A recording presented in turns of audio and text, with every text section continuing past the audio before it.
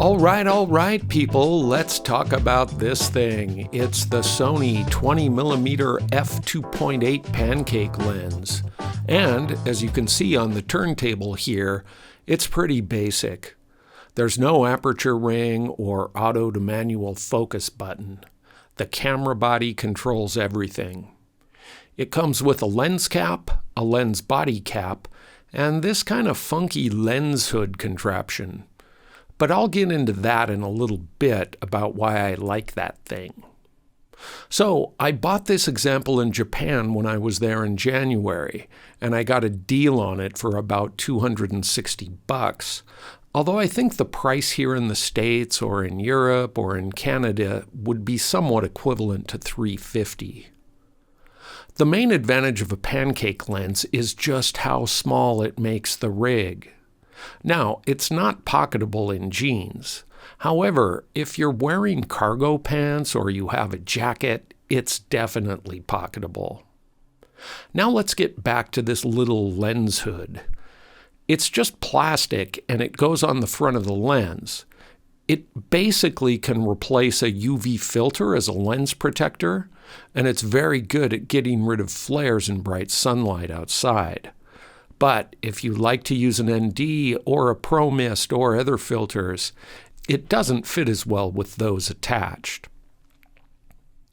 But the thing I like the most about it is that I like to use manual focus a lot. And with this lens, with that 3 or 4 millimeter wide small focus ring, having the extra friction of this lens hood is great for manual focus. So let's look at some pics. Okay, we're in the YouTube man cave / studio, and that's just a Strat and a Boss Katana amp. And going to the right, we've got an ELAC Uni-Fi B5, which is incredible value for money. Here I've got an expensive sound devices unit and a bunch of less expensive equipment. I'm a bass player, GK, except no substitute. And this is an old one. And finally, here is my fretless jazz with a Fender Mexican neck on an American Warmoth body. So, final thoughts on this lens? I really like it. I just like the Pancake form factor.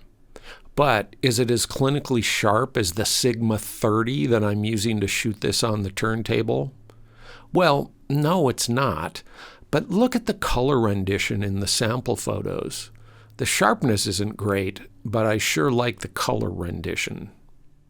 And also, even though it's got a lot of problems in the corners, if you use this on a Sony body, you get to have the lens correction feature, and that works pretty good for me.